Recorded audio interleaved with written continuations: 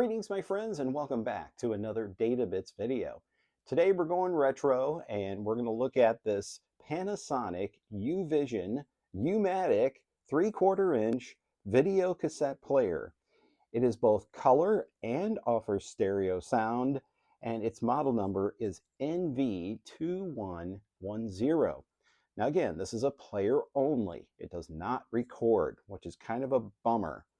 But the insides of this unit kind of remind me of something that was created by Thomas Edison or something. It looks very, very primitive inside, and we'll get to show you that here shortly. To the left there is my little Panasonic color TV. It's a color pilot from the 1980s, and it does a good job of being both a monitor and a TV. And since this was designed for CRT, we'll use a CRT to look at some images. So first, let's look at some of the features and controls, and then we'll look at the back panel, and then we'll demonstrate it actually playing, and then we'll take it apart, and you can see it in action. Now, one thing to note about this is that for repair, in order for me to repair it, I had to order a belt kit, and this thing has, not kidding, about 10 belts in it. If I can find the picture that I took of all the belts I took out, I will post it here.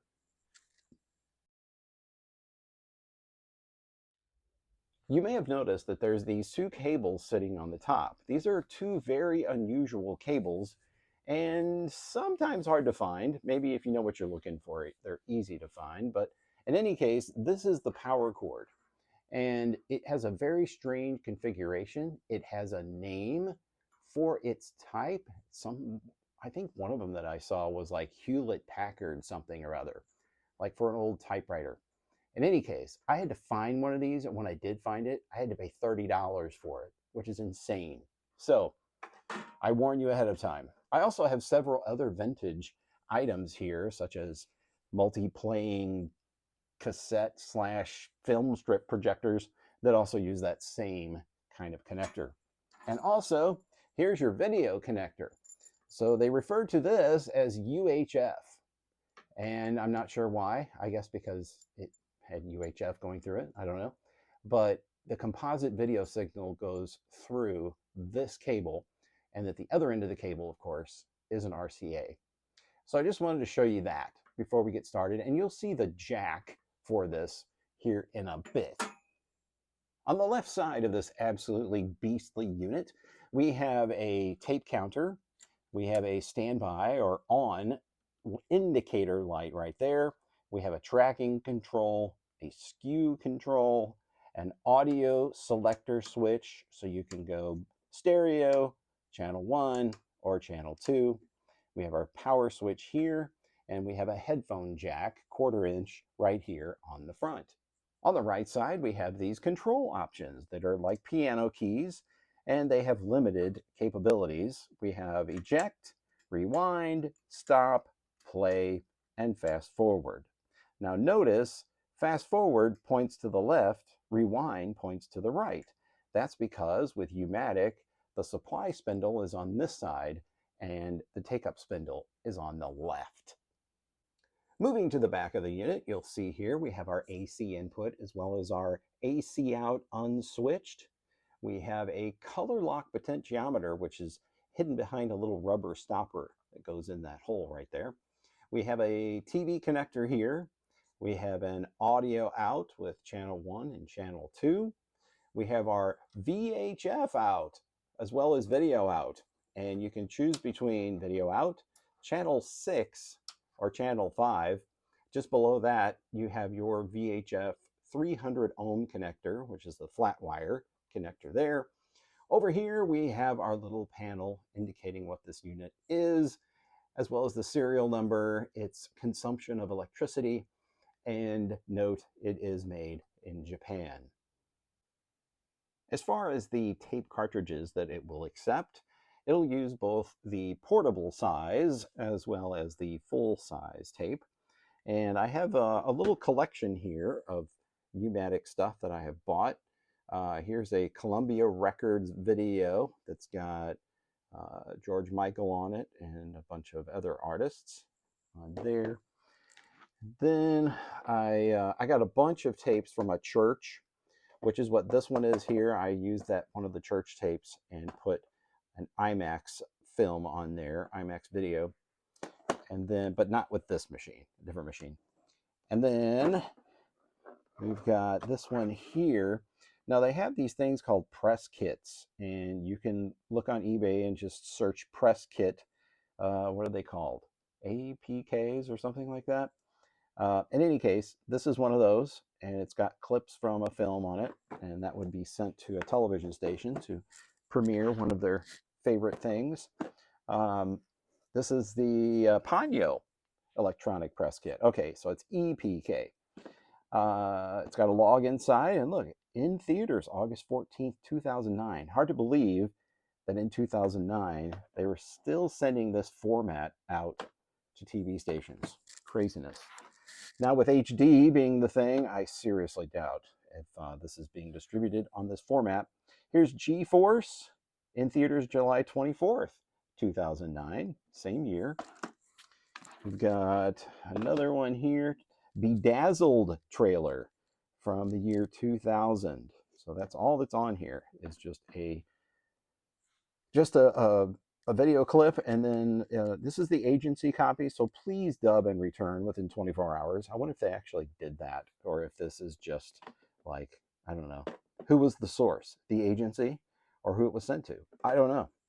I think that was an eBay find. And then lastly, I've got this one, which I'm very happy with because it's I'm a fan of Amy Grant, have been for ages. Sorry about that, but there's several artists on here, and it's all Christmas stuff. So we have Amy Grant, we have Vanessa Williams, we have Sounds of Blackness, and then we have Sting on there as well. So this is a nice demo tape. It looks very good. And speaking of demonstrations, let's go ahead and get that process started. So I will turn the power on to my little video monitor there. And then for audio, I'm going to use my trusty Tronsmart speaker, and I have it connected via the cable you see there to the RCA jacks on the back of the VCR. Now, what's really kind of cool, and I've seen some of these that just pop up, well, they thought it would be really interesting to put this on an elevator. So if I hit eject, you'll see it lifts up. And for my UK friends, it's a lift, right? So it lifts on its own, and you put your tape in. Now, this was shipped in a giant box to me, and I think it got bashed up enough that it messed up the height of this. So originally, I had to figure out a way to modify it underneath to get this to go up high enough to clear the hubs that are there, because it would just like not get above those, and then it would work, right? So by hitting play, I can go ahead and lower the lift or the elevator. And they've got this clever little dust cover here to prevent any dust from getting down inside that mechanism right there. Now let's go ahead and toss in a tape. The last time I used this deck, it did play. There was a little bit of a rainbow color problem. Didn't figure out how to fix that. But in any case, let's hope it still works and those belts are still holding up well. Let's go ahead and hit play.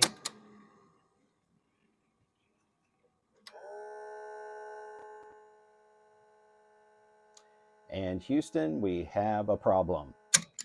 So we're going to need to open this thing up and see what's going on inside. Sounds like a belt came off or something is not making contact with a motor. Okay, I've removed this back panel, and now we can take a look at what is going on inside this thing and actually just kind of see what is inside this thing. So I'm just panning across there. This is your big video head right here, big spinning thing. And as you can see, it is directly paired with that motor right there. So that motor spins this head with a belt. So direct drive was not a thing at that point.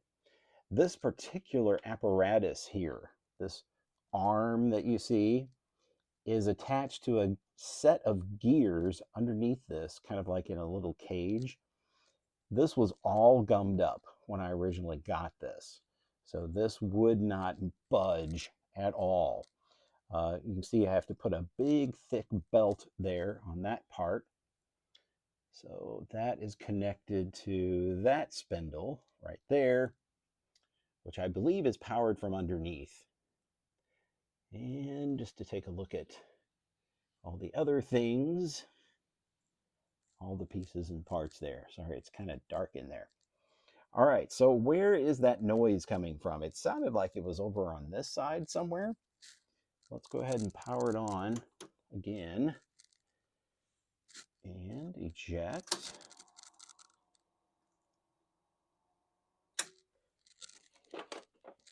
Insert our tape. A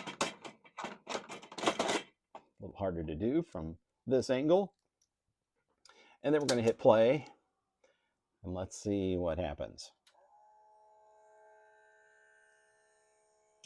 Okay, it may be this. Yep, it actually sounds like it's something underneath. It doesn't sound like it's up here. So we got to take this thing out of the box. Here, let me get rid of that awful sound. What did I hit? I thought I hit stop, but now I have a spinning head. Eject. Can we do that?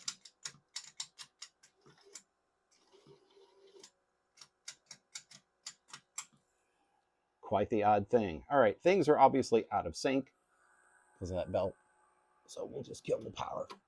That's one way to do it. All right, so we've got to get this chassis out of this wooden case. And there's 4 screws on the bottom that remove all this stuff. But it might also be smart for me to remove this piece here, which has this attached to it, and then it dehinges from the drawer right there, loader, and then we'll see what's going on underneath. Okay, I decided to completely remove the whole panel on the front. So you can see all that piece, that plastic piece that goes there and it goes all the way back here, is completely gone. And it looks like just one giant open system here.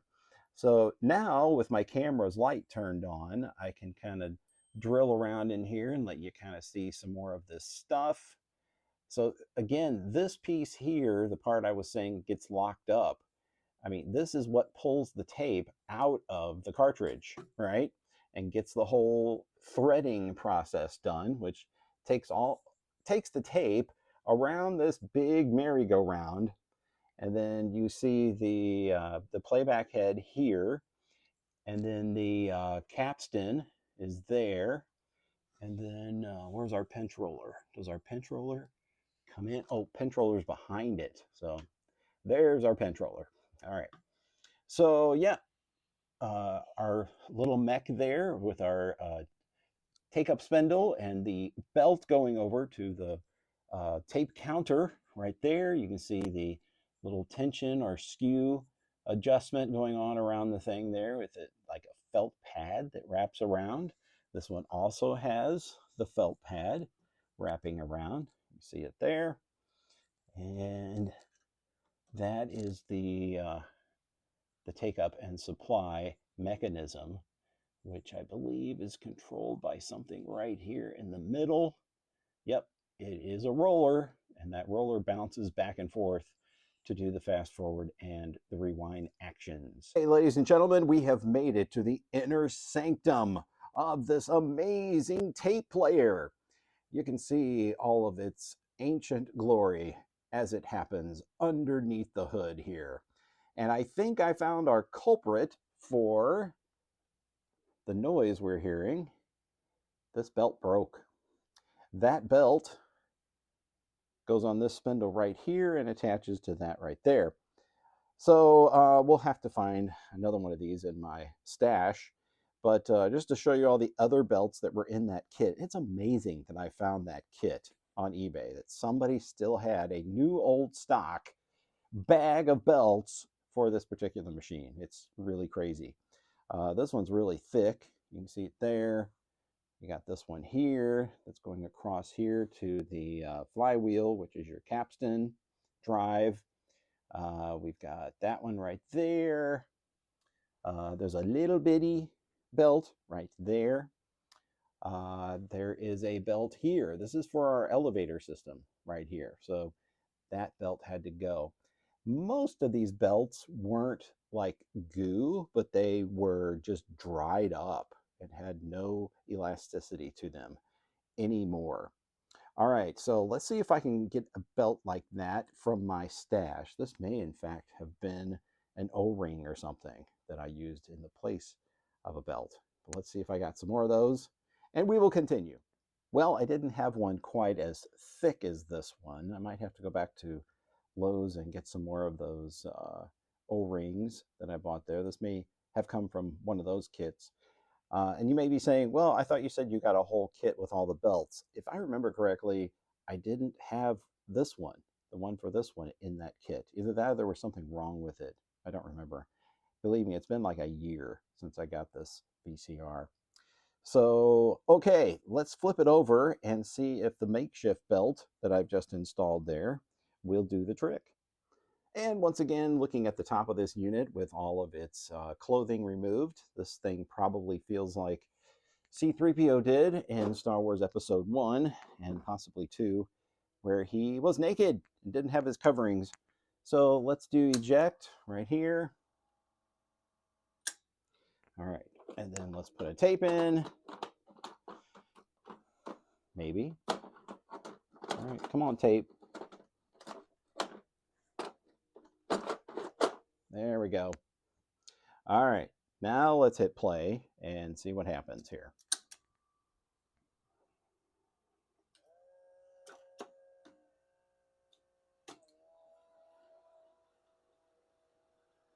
All right, so this little tire right here tends to slip. I'm going to go ahead and help it.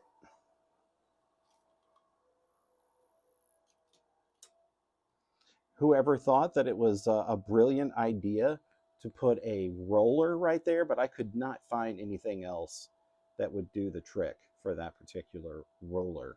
And it wasn't in the kit either. All right, so we appear to be rolling now. You can see the supply spindle emptying there. And you can see it comes out, the cartridge wraps around this head, hits our capstan and our pinch roller, and then comes out the other side, swings around, goes over that particular spindle, and goes back into the cassette. All right, now we can hook up our video source. Hook up our video source to our video receiver. All right, since this monitor is scanning at a different rate than my phone, it's going to be doing that little flippy thing there, looking like the vertical hold is a little off, but it's not. In real life, that is not happening. Only my camera sees that. All right, so I have my tape in here. I have my Tronsmart speaker queued up here for the audio, since the audio from this TV is pretty awful. And our tape is there, and we're going to go ahead and hit play at this point.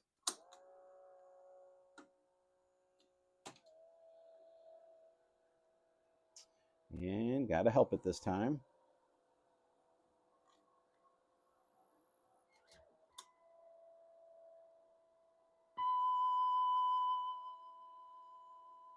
And there's our ugly color bars with our ugly color banding problem, which I do not have the technical know-how to fix at this point. And yes, I did try that color adjustment on the back. That did not correct the problem.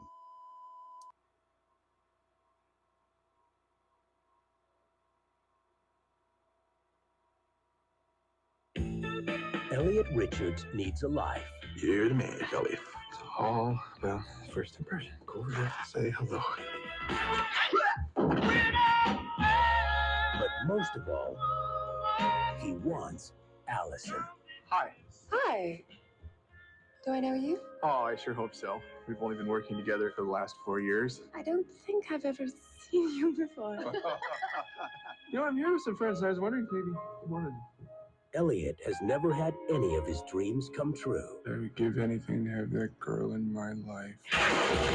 What if I told you that I have the power to give you anything and everything?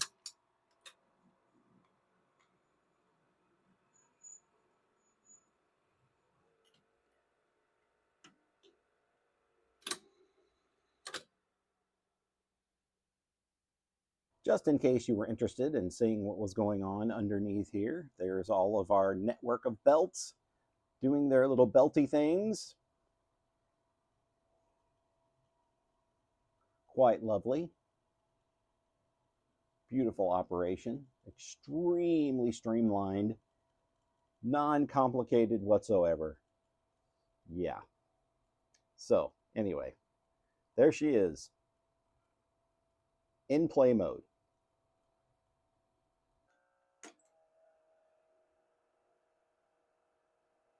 Oh, and we're stuck again. Come on.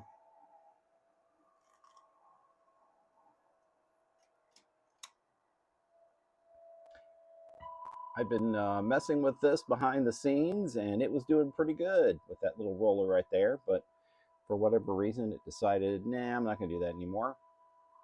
We're showing off. So this is the one that's the James Dean clip.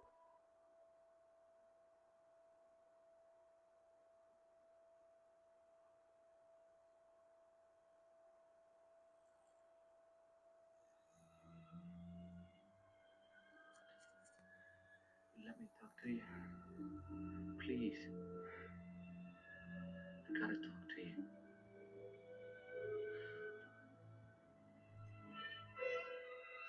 Joe! Joe! Get out of here. Joe! Tex! Polisher! Get out! Polisher! Get him out of here! Get him out of here!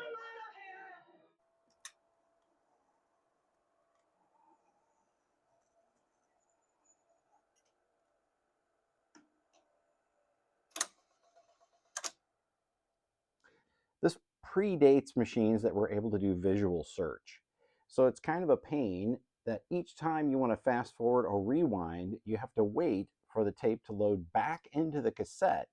And then once you've got it loaded in there, you can do your fast forward or you can do your rewind. But yeah, there's no such thing as visual search. And this certainly wouldn't have helped if you wanted to edit anything, because you would just have to dub. You wouldn't be able to actually edit. In other words, connecting this to another machine and being able to control it with a controller and do your editing that way. And wrapping up today's video, I thought it'd be cool to show you one other item that I was able to find online.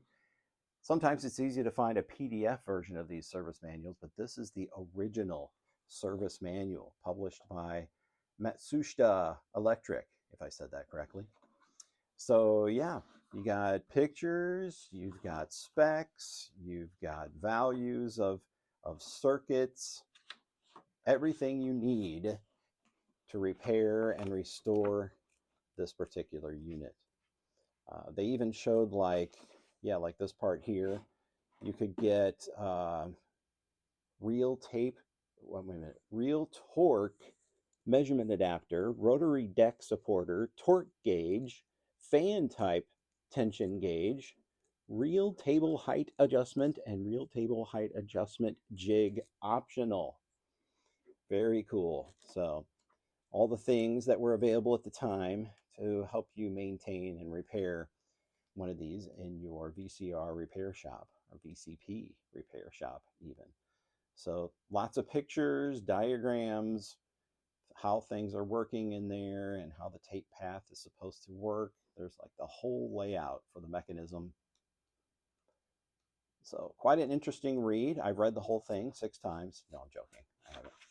But there it is. So guys, thanks for watching today on this NV-2110. I appreciate some of you guys have followed me a long time, and I appreciate that. Please subscribe to the channel if you don't mind, and you can contact me via the links in the description for social medias. Please leave a comment below. Tell me what you think, especially if you have any idea what's going on with that strange rainbow color effect that's going on there. Maybe it was a feature. Maybe they did that on purpose. They're like, everything should be rainbows. Whenever you watch a movie, it should be rainbows. Skittles and rainbows, unicorns. All right, probably not. Thanks for watching, and we will see you next time.